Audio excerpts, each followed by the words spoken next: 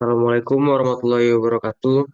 Perkenalkan, nama saya Saul Ibrahim dengan NIM 22338126. Di sini saya akan mempresentasikan tentang metalografi, yang mana merupakan tugas dari mata kuliah pengujian karakterisasi material dengan dosen pengampu Bapak Andrel Arafat.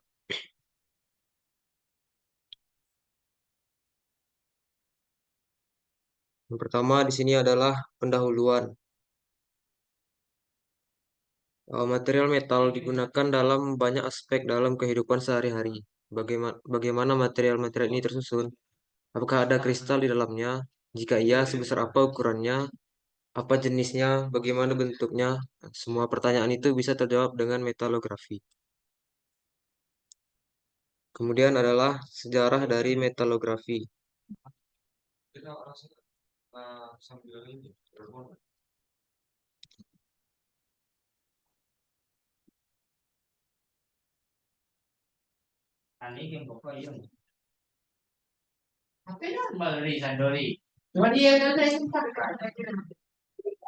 Ilmu metalografi secara resmi didirikan di Jerman oleh Gustav Ross dan Vogel, serta di Inggris oleh Henry Clifton Sorby.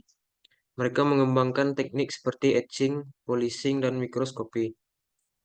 Abad ke-19 akhir melihat penemuan-penemuan signifikan, termasuk karya Henry Clifton Sorby, yang mengembangkan mikroskop pertama yang dapat mengamati logam dengan magnifikasi tinggi. Abad ke-20 pertengahan melihat pengenalan difraksi sinar X, yang awalnya tampak hanya menggantikan metalografi mikroskopik dari garis depan penelitian.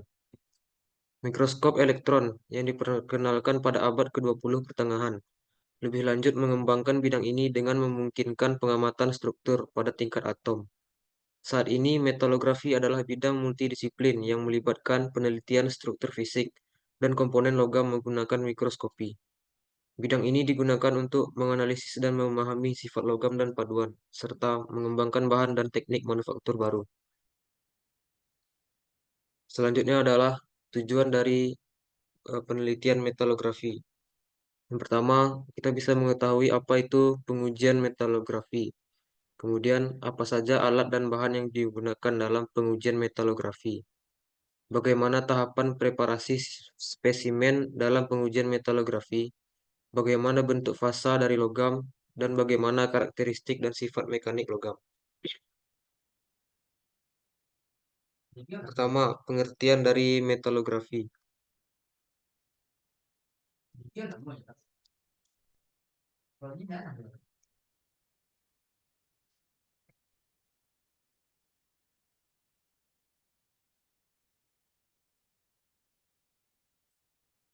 Metalografi berasal dari dua kata, yaitu metal atau logam dan grafi, atau mikroskopi dari karakteristik struktur logam ataupun paduan.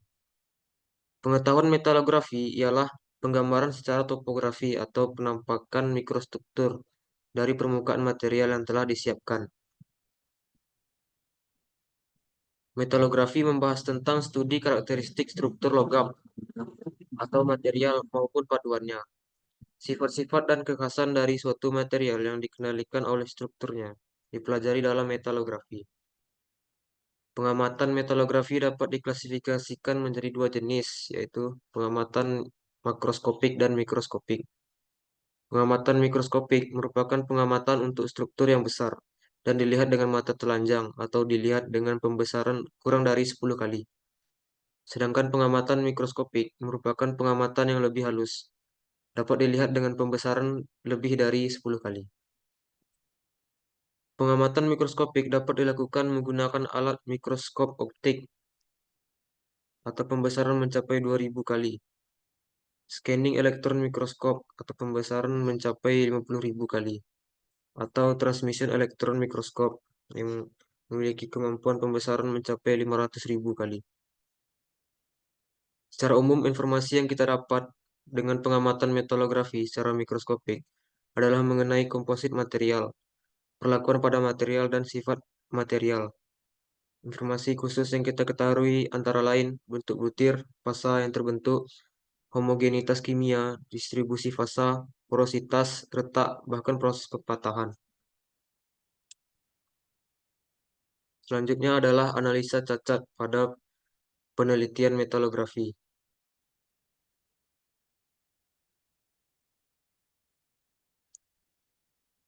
Yang pertama adalah macrostructure evaluation. Pengeksaan kimiawi lebih mendalam biasanya digunakan untuk mengkarakterisasi material inhomogenetis skala besar pada komposisi, struktur, massa jenis, dan lain-lain. Metode ini biasanya berguna untuk lasan, coran, tempaan, dan gabungan matriks organik pada susunan, kerusakan atau cacat dan strukturnya. Kemudian yang kedua adalah microstructure evaluation. Merupakan penampakan karakteristik mengandung informasi mengenai komposisi, distribusi fasa, sifat-sifat fisik dan mekanik, proses termodinamika, dan kerusakan-kerusakan. Kemudian yang ketiga adalah kuantitatif metalografi. Penampakan yang diobservasi dapat dianalisa untuk mendapatkan ukuran karakteristik, termasuk ukuran butir, fasa pecahan volume, dan dimensi-dimensi linearnya. Ukuran-ukuran dapat diperoleh dengan cara manual atau metode semi-otomatik komputerisasi dari gambar digital yang diperoleh.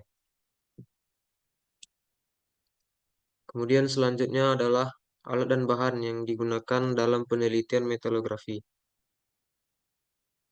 Peralatan yang digunakan berupa mesin pemotong logam, yaitu gergaji atau gerinda.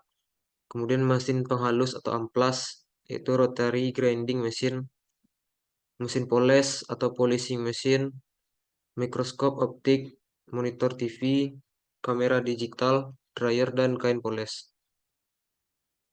Kemudian bahan yang digunakan adalah sampel berupa logam yang diuji, alkohol, kertas amplas dengan grade 100, 200, 300, 400, 600, 800, 1000, dan 1200. Kemudian alumina, air, dan nital atau HNO3 plus alkohol. Kemudian adalah tahap persiapan spesimen metalografi. Untuk mengamati struktur mikro yang terbentuk pada logam yang diamati, biasanya memakai mikroskopik optik. Sebelum benda uji diamati dengan mikroskop optik, benda uji tersebut harus melewati tahap-tahap preparasi. Tujuannya agar pada saat mengamati benda yang diuji, struktur mikronya terlihat dengan jelas. Semakin sempurna preparasi benda yang akan diuji, semakin sempurna gambar yang akan diperoleh. Tahap pertama itu adalah pemotongan sampel atau sectioning. Dalam beberapa contoh, sampel untuk pengamatan metalografi sudah benar bentuknya dan ukurannya, sehingga kita dapat langsung melakukan persiapan sampel selanjutnya. Namun, apabila sampel sangat diperlukan untuk memudahkan penanganan sampel, pemotongan sampel adalah pengambilan daerah representatif dari material induk. Biasanya sampel diambil pada posisi 1/4 dari lebar sampel. Karena 1/4 dari lebar sampel dianggap telah mewakili. Ada 3 lokasi pengambilan sampling, yaitu posisi luar pecahan, posisi pecahan, dan ujung pecahan.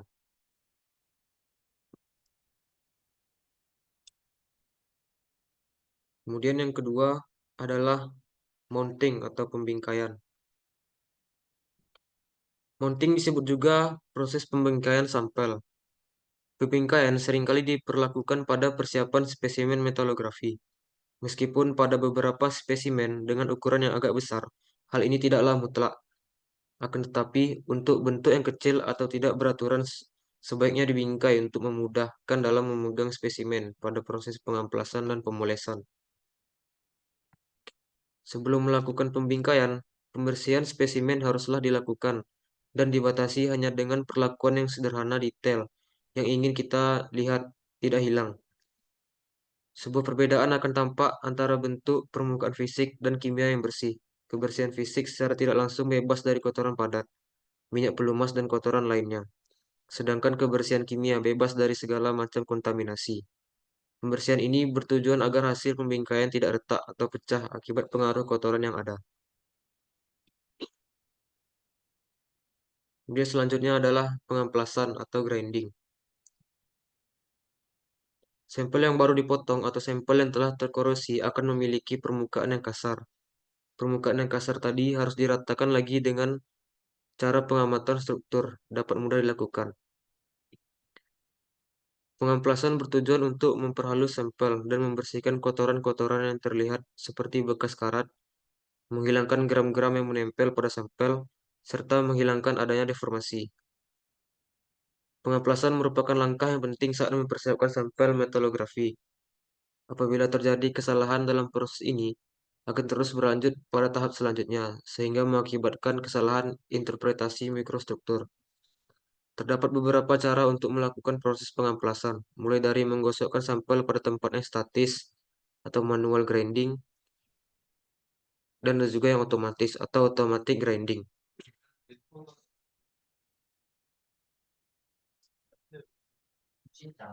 Kemudian selanjutnya adalah pemolesan atau polishing. Pemolesan merupakan langkah persiapan sampel metalografi yang untuk menghilangkan bekas goresan pada sampel akibat proses pengamplasan. Pada proses ini, didapatkan permukaan sampel yang bebas gores dan mengkilap karena dapat menghilangkan ketidakaturan sampel hingga orde 0,01 mm. Permukaan sampel yang akan diamati di bawah mikroskop harus benar-benar rata. Jika permukaan sampel kasar atau bergelombang, maka pengamatan struktur mikro akan sulit karena cahaya yang datang dari mikro dipantulkan secara acak oleh permukaan sampel. Terdapat beberapa teknik dalam proses poles, yaitu attack polishing, chemical polishing, electrochemical polishing, dan mechanical polishing. Mechanical polishing merupakan teknik yang paling banyak digunakan, mengingat metodenya yang mudah dan cocok untuk banyak jenis material. Cara penggunaan mechanical polishing tidak berbeda jauh dengan pengamplasan, hanya saja kertas abrasif diganti dengan kain abrasif yang diberikan suspensi alumina dan diamond serta air.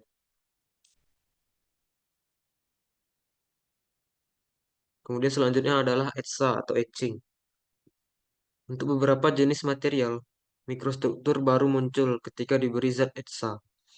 Proses etsa dilakukan dengan tujuan untuk mengikis daerah batas butir sehingga struktur bahan dapat diamati dengan jelas dan tajam dengan bantuan mikroskopik optik.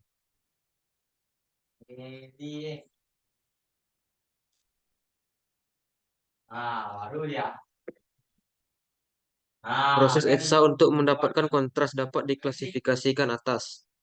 1. Etsa tidak merusak. Etsa tidak merusak terdiri atas etsa optik dan perantaraan kontras dari struktur dengan pencampuran permukaan secara fisik terkumpul pada permukaan spesimen yang telah dipoles.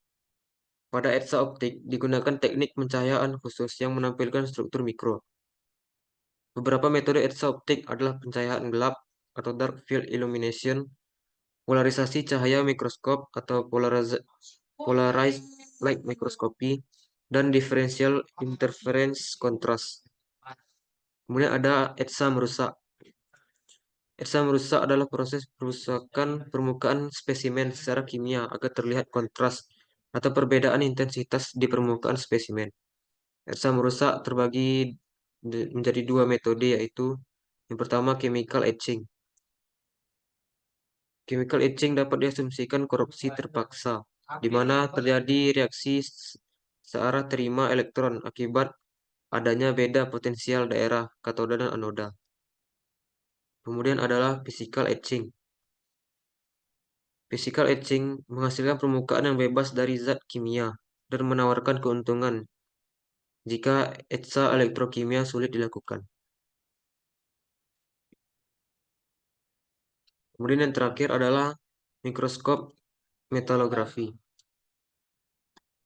Mikroskop metalografi berbeda pada cara penyinaran pada spesimen jika dibandingkan dengan mikroskop biologi. Benda yang diuji tidak tembus cahaya. Sampel tersebut diberi sinar. Sorotan cahaya mendatar dari sumber cahaya dipantulkan oleh reflektor atau cermin datar. Kemudian turun melewati lensa objektif menuju benda uji. Sebagian dari sinar dipantulkan oleh permukaan dan melewati lensa-lensa yang ada di dalamnya. Akibatnya terjadi pembesaran dengan pembesaran maksimum 100%. Mikroskop tersebut lalu dihubungkan dengan kabel konektor menuju TV untuk memudahkan proses penganalisaan dan pemotretan. Caranya yaitu setelah permukaan benda yang dieksa dikeringkan, kemudian langsung diamati gambar struktur mikro pada layar TV dengan cara memutar fokus mikroskop.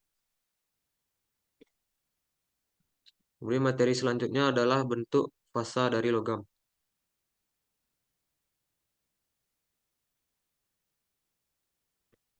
Logam tersusun dari atom-atom yang memiliki ikatan metalik. Setiap atom yang berkaitan metalik akan membentuk satu kristal. Kristal ini memiliki struktur dan orientasi sendiri bergantung sumbu terbentuknya kristal tersebut. Dan setiap kristal yang berada dalam satu orientasi akan berkumpul membentuk satu butir. Struktur kristal dipengaruhi oleh jumlah elemen paduan yang mampu menyelinap di sela-sela ikatan atom atau di sekitar kristal satu dengan yang lain. Selain jumlah, ukuran pun penting untuk menentukan apakah elemen paduan tersebut menyelinap atau interstisi atau mengganti atom. Atom itu tidak diam tetapi bergerak. Atom dalam setiap logam mampu bergerak dan berpindah tempat disebabkan oleh dua hal, yaitu kondisi energi yang diberikan dan komposisi elemen paduan.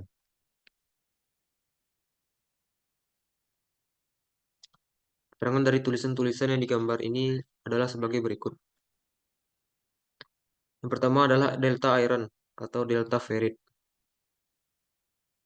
Delta iron merupakan fasa yang terbentuk dan stabil pada temperatur sekitar 1500 derajat Celcius.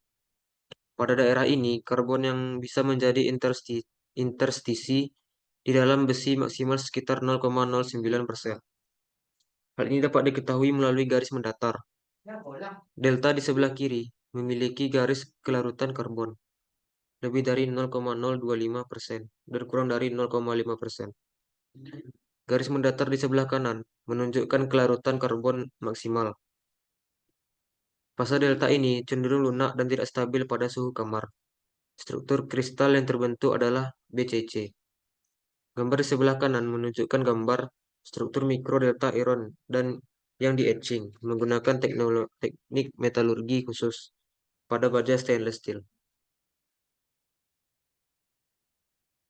Kemudian adalah ferrite atau alpha.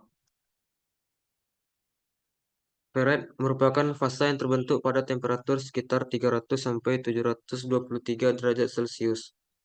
Pada daerah ini, kelarutan karbon maksimalnya adalah 0,025% pada temperatur 725 derajat Celcius dan turun drastis menjadi 0% pada 0 derajat Celcius. Fasa ini biasa terjadi bersamaan dengan cemented, membentuk perlite pada pendinginan lambat. Fasa ini lunak dan memberikan kemampuan bentuk pada logam. Gambar di sebelah ini menunjukkan struktur fasa ferrit yang berwarna hitam dan austenit yang berwarna putih. Hal ini menunjukkan bahwa selain lunak, ferrit sendiri cenderung lebih mudah berkarat dibandingkan austenit. Kemudian adalah cemented atau Fe3C. Cementite merupakan fasa intermetalik yang terbentuk pada logam dengan kelarutan karbon maksimal 6,67%. Kelarutan karbon yang tinggi memberikan sifat keras pada fasa ini dan berkontribusi bersama dengan ferrite untuk menentukan kekuatan dari suatu logam.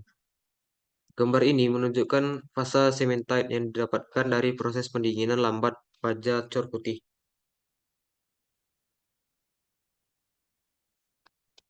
Kemudian adalah perlite atau merupakan alfa ditambah Fe3C. Perlite merupakan satu fasa yang terbentuk dari gabungan dua fasa, yaitu ferrite dan cementite. Perlite dianggap sebagai satu fasa tersendiri karena memberikan kontribusi sifat yang seragam.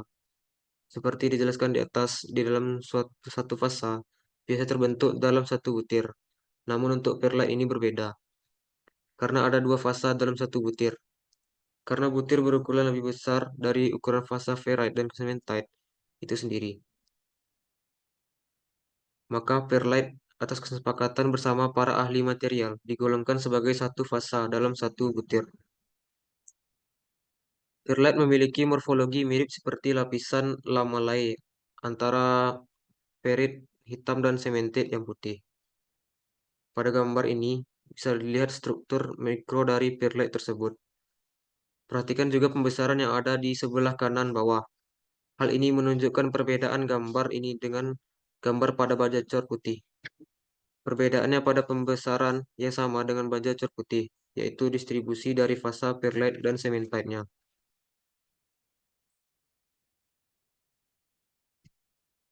Kemudian adalah austenite atau gamma. Gamma iron merupakan fasa yang terbentuk pada temperatur 1140 derajat Celcius dengan kelarutan karbon 2,08%. Larutan karbon akan turun menjadi 0,08% pada 723 derajat Celcius. Fasa austenite terlihat jelas pada gambar di bagian ferrite di atas, berwarna putih. Hal ini menunjukkan bahwa fasa ini memiliki ketahanan karat yang lebih baik daripada fasa yang lain. Austenite merupakan fasa yang tidak stabil di temperatur kamar, sehingga dibutuhkan komposisi paduan lain yang akan berfungsi sebagai penstabil fasa austenite pada temperatur kamar. Contohnya adalah mangan.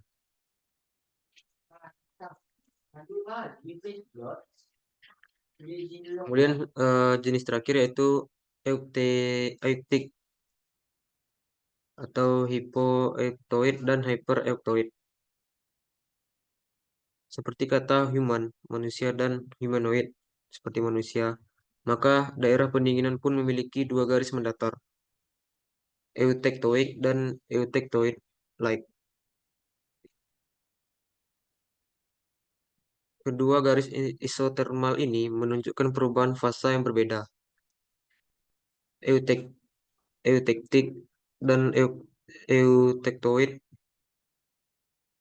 Titik eutektoid terletak pada garis komposisi 0,8% karbon, sedangkan titik eutektik terletak pada garis komposisi 4% karbon.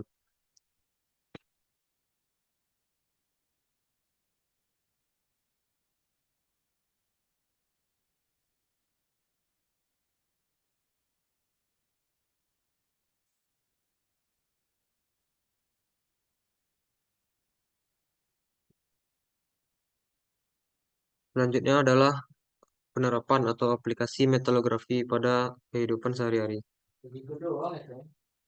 Metalografi memiliki peran krusial dalam berbagai aspek kehidupan sehari-hari, yaitu yang pertama kontrol kualitas. Metalografi membantu menjamin kualitas bahan baku dengan menganalisis struktur mikro yang sangat penting dalam industri seperti aerospace, otomotif, dan konstruksi. Dua, pengembangan bahan. Memahami struktur mikro bahan sangat penting untuk merancang dan mengembangkan bahan dengan sifat-sifat tertentu. Ini sangat penting dalam bidang seperti elektronik, energi, dan peralatan medis. Yang ketiga adalah analisis kegagalan. Metalografi membantu mengidentifikasi penyebab kegagalan yang sangat penting dalam industri seperti aerospace, otomotif, dan konstruksi, di mana kegagalan dapat memiliki konsekuensi yang signifikan. Keempat, reliabilitas produk. Dengan menganalisis struktur mikro bahan, metalografi membantu menjamin reliabilitas produk yang sangat penting dalam industri seperti elektronik, konsumen, peralatan medis, dan aerospace. Kemudian pemilihan bahan. Metalografi membantu dalam memilih bahan yang tepat untuk aplikasi tertentu, sehingga bahan yang dipilih memenuhi standar dan spesifikasi yang diperlukan. Kemudian adalah penelitian dan pengembangan. Metalografi digunakan secara luas dalam penelitian dan pengembangan untuk memahami sifat dan perilaku bahan, yang sangat penting untuk meningkatkan berbagai teknologi. 7. Inspeksi dan pengujian. Metalografi digunakan untuk inspeksi dan pengujian bahan selama proses produksi, sehingga bahan tersebut memenuhi standar dan spesifikasi yang diperlukan. 8. Pencegahan kegagalan.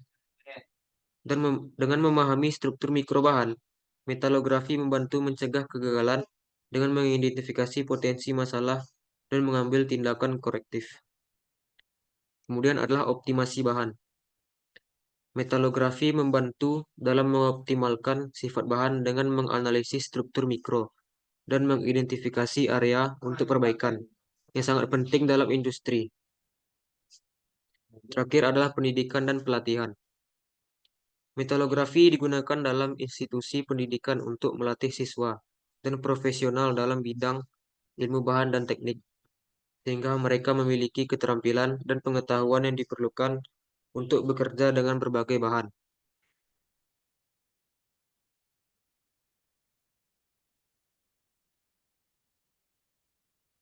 Kemudian terakhir adalah penutup. Kesimpulannya adalah metalografi ialah penggambaran secara topografi atau penampakan mikrostruktur dari permukaan material yang telah disiapkan. Metalografi membahas tentang studi karakteristik struktur logam atau material maupun paduannya. Informasi khusus yang dapat diketahui antara lain bentuk butir, fasa yang terbentuk, homogenitas kimia, distribusi fasa, porositas, retak, bahkan proses perpatahan. Terdapat 5 tahapan utama dalam preparasi spesimen metalografi, antara lain pemotongan sampel atau sectioning, pembingkaian atau mounting, pengamplasan atau grinding, pemolesan atau polishing, dan pengeksaan atau etching. Pengamatan metalografi dilakukan dengan menggunakan mikroskop optik. Bentuk fasa dari logam antara lain delta iron atau delta ferrite, ferrite atau alpha, cementite atau Fe3C, pearlite atau alpha ditambah Fe3C, austenite atau gamma, eutectic, hypoeutectoid, dan hypereutectoid. Beberapa sifat-sifat mekanik yang dimiliki oleh logam antara lain kekuatan, kekerasan, ketangguhan, keuletan, mampu bentuk, dan mampu las.